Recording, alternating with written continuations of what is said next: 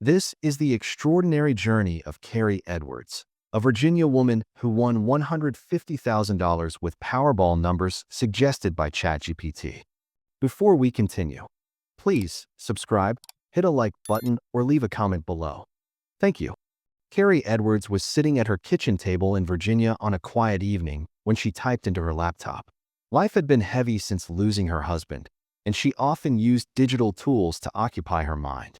On that day, she leaned back, smiled faintly, and asked, "ChatGPT, talk to me. Do you have numbers for me?" She described later that it was not about believing the system could see the future, but rather about interacting with something that felt alive in its own way. The numbers came across her screen as plain digits, nothing special, yet they carried a sense of possibility. She wrote them down carefully on a slip of paper and set it aside. To Carrie, it felt like playing along with fate, like tossing a coin into a fountain. She did not think she would win, but there was comfort in the simple ritual of choosing numbers with the help of a machine that had already become part of daily life for millions. Later that evening, she remembered the folded slip of paper. She drove to a local convenience store, the kind with bright lights and worn linoleum floors, and purchased her Powerball ticket. The cashier, half amused, asked if she felt lucky. Carrie only laughed softly and replied that these were AI numbers. Neither of them thought much of it in that moment, yet the ticket represented something more than chance. For Carrie, it was a bridge between grief, hope, and the possibility of something unexpected. As she walked out of the store, she thought about how life had shifted since her husband's passing. She missed the sense of security and partnership that had once defined her days. Holding the ticket gave her a small spark of excitement, the same kind she had not felt in a long while. It was less about winning and more about the act of daring to dream again, even in something as improbable as a lottery. That night, she placed the ticket by her nightstand and fell asleep thinking about what her husband might say. He had always reminded her that hope itself was worth holding on to, even in uncertain times. The numbers chosen by a machine became part of that hope, a reminder that sometimes light can be found in unusual places. A few days passed, and Carrie almost forgot about the ticket. It was a normal morning when her phone buzzed with a notification from the state lottery app. She tapped the screen absent-mindedly, not expecting anything more than the usual disappointment. Then her heart stopped as she realized her numbers matched 4 out of 5, along with the Powerball. For a few moments, she thought it must be an error. She checked the ticket against the winning numbers again and again. The reality sank in slowly. She had just won $150,000. Shock, disbelief, and laughter all mixed together as she covered her mouth with her hand. She whispered to herself, "This can't be real." Carrie called her sister immediately. Her voice trembled as she tried to explain. Her sister at first thought she was joking, but quickly realized the truth. Together they cried and laughed, the sound carrying across the phone line. It was not just about the money. It was about the strange twist of fate, about how grief and chance had collided in a way no one could have imagined. She sat down at her kitchen table again, staring at the slip of paper where she had written the numbers. The folded sheet suddenly seemed sacred. In her mind, it was not the machine that had predicted her future, but rather a small miracle that had chosen to appear through technology. Later that day, she received official confirmation from the lottery office. The reality was undeniable.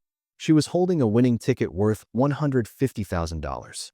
Carrie thought of it as a divine windfall, a blessing given to her in a moment when she most needed to believe that good things could still happen.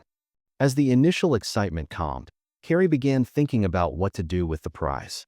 Many people would dream of vacations, cars, or even paying off debts, but her heart moved in a different direction. She knew immediately that the money was not hers to keep. She decided to donate every cent. 3 organizations came to mind almost instantly: the Navy Marine Corps Relief Society, Shalom Farms, and the Association for Frontotemporal Degeneration. Each one represented part of her personal journey and her late husband's memory.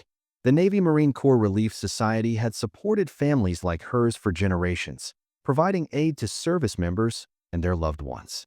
Carrie wanted to honor the values of duty and sacrifice that had shaped her life. Shalom Farms, a nonprofit dedicated to fighting food insecurity, spoke to her belief in community and nourishment. She thought of families in her town who struggled to put food on the table, and she wanted her windfall to fill their plates. The Association for Frontotemporal Degeneration was closest to her heart. Her husband had passed away from that cruel disease, and she wanted to fund research that could one day spare others from the same loss.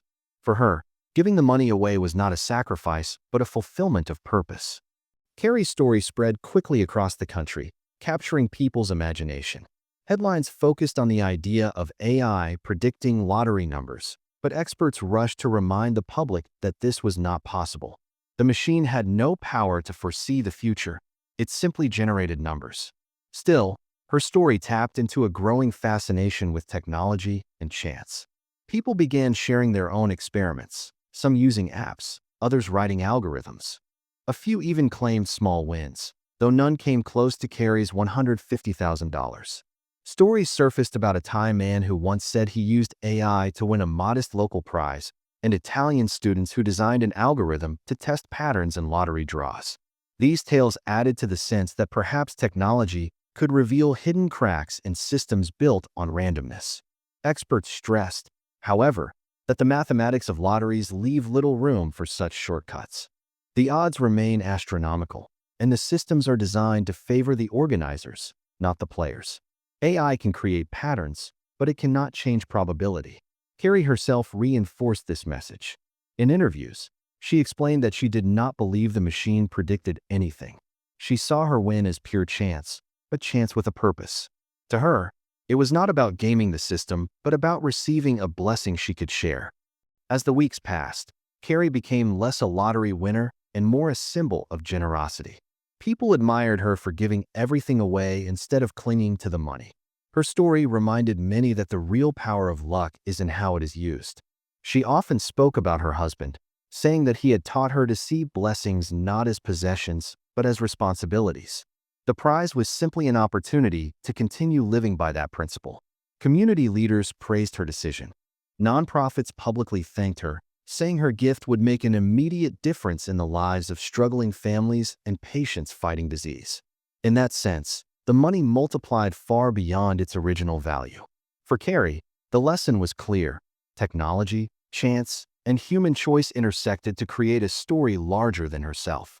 The AI gave her numbers, the lottery provided luck, but her heart determined the legacy of the prize. She described it best when she said, "I have been so blessed, and I want this to be an example of how other people, when they are blessed, can bless others." The story of Carrie Edwards is not about predicting numbers. It is about hope, generosity, and the choice to transform fortune into lasting good. This is the end of that story. Now tell me in the comments, what's your story? I'll read out the most interesting ones in the next video. Do not forget to hit a like button and subscribe. See you.